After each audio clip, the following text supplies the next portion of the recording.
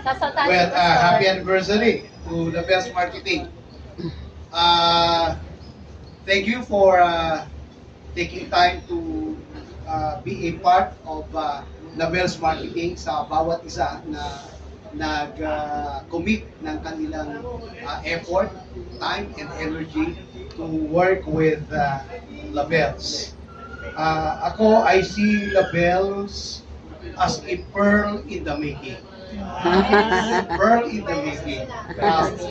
Why pearl in the making? Ang pearl kasi is 30 years yan ang pearl. Diba? 30 years. Because practically,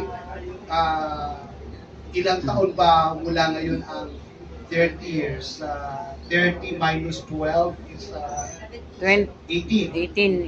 18 plus 62 is 70. No, 80. 80. Okay pa yan, Pastor. Ibig sabihin, on my 80th year, I will be seeing Labels, celebrating his 30th day. Yes! Okay, yun ang aking vision para sa Labels. So, why pearl in the making? Because ang Labels kasi, ang motto ni Labels ay STD, di ba? Sipag, tiyaga, at determinasyon o diskarte, di ba? Alam niyo yan ay quality ng pearl in the making. Bakit?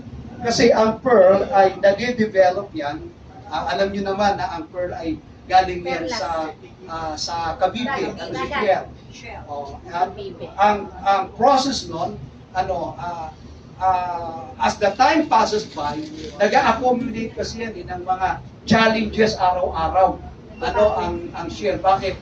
Kapag yan ay nasa buyan ng buhangin, kasi nasa bed ng siyan pag nasa buyan niya ng buhangin, nagre-react yan. Naglalabas siya ng kanyang tears, naglalabas siya ng kanyang protection sa